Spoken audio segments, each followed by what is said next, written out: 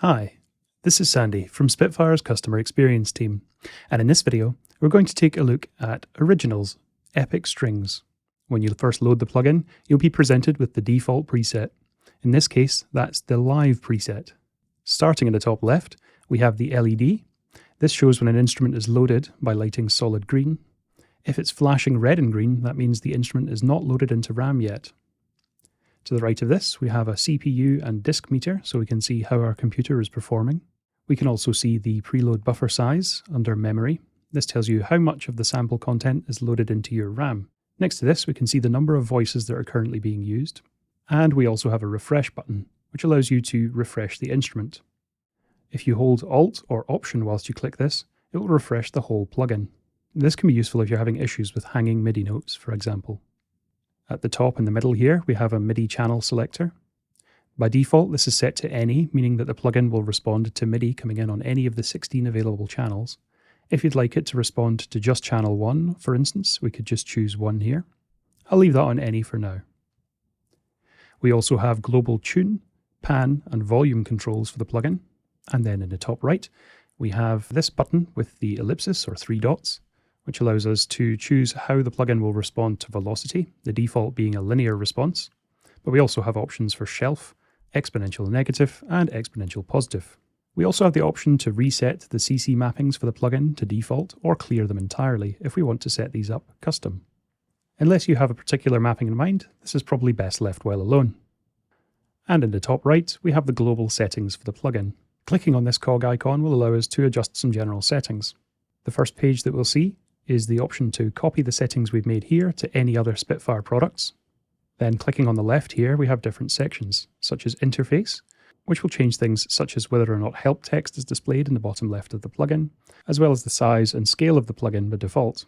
We also have some other options, such as whether the mic faders are automatically loaded and unloaded when you adjust them from 0, and how the gain units are displayed, whether in decibels or as a percentage, and some other general options for how the plugin interacts with the mouse.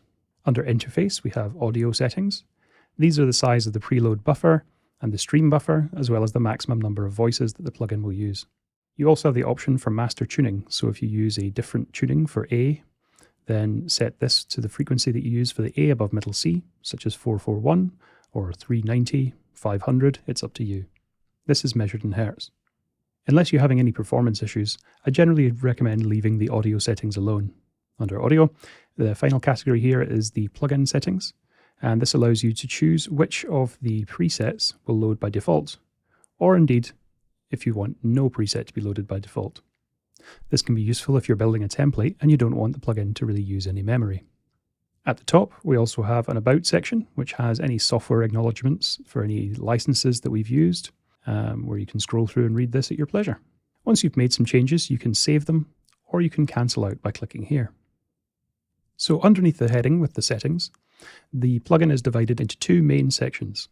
At the top, we have our preset browser and our main controls, and along the bottom, we have our signals and controllers. If you want to just see the preset browser and the main controls, you can click this button in the top right here to collapse it down. Clicking again will unfold it. At the top here, we have our preset browser. You can click this arrow to open up the preset browser. You can scroll this list on the right to choose a different preset. Hover the eye icon here to find out a little bit more about that particular preset. You can also click the stars to highlight your favorites, as well as clicking on the play icon to hear a short preview. On the left-hand side, we have some different tags that we can use here.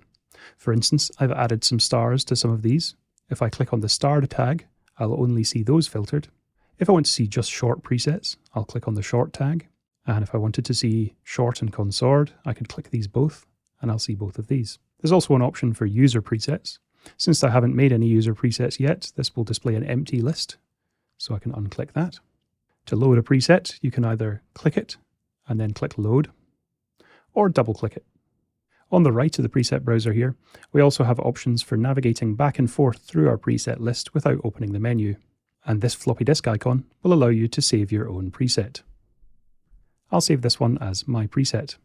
Now, if I look under the user tag, I'll see that preset available. Under the preset browser, we have our main controls. From left to right, these are expression, which is a level adjustment for the volume of the plugin, and this is assigned to MIDI CC number 11. Next to this we have dynamics. For the long articulations, this will crossfade between the different recorded dynamic layers. So when it's lower, you'll hear a quieter dynamic layer, and when it's full, you'll hear the loudest dynamic layer. If you have short articulations loaded, this will act like a compressor for the velocity response. So when it's set to 0, the short articulations will respond to dynamics normally, and when it's set to full, the dynamics will always be at full for short articulations.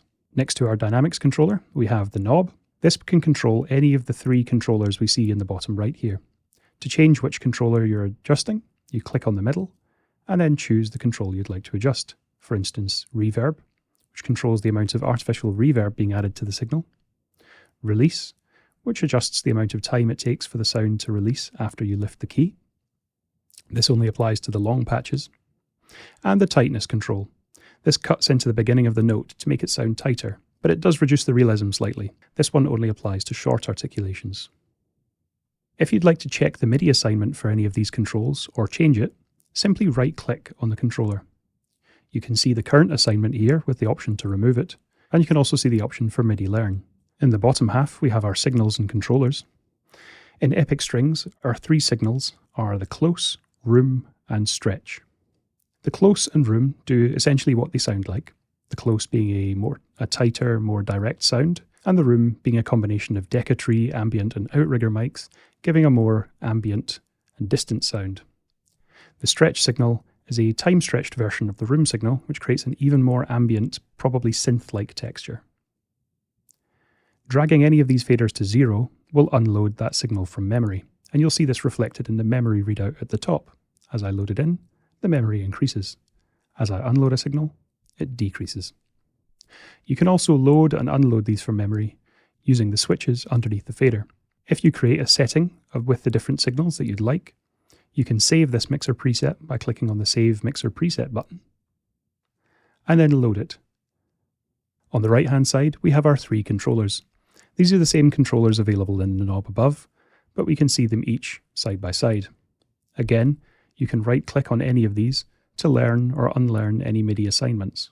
If you found some settings for the signals and controllers that you'd like, and you wouldn't like them to be changed accidentally, you can click on this little padlock icon to lock these controls. Clicking again will unlock them. Finally, along the bottom of the plugin, we have our keyboard display. This shows you the playable range of the instrument. It also shows you which notes are being played when you're playing back.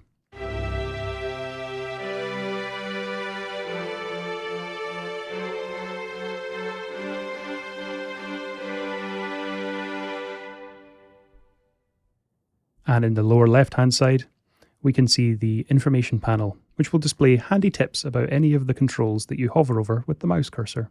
That's it for our quick overview of the Originals Epic Strings. If you've got any questions, don't hesitate to reach out to us at spitfireaudio.com/support. Thank you.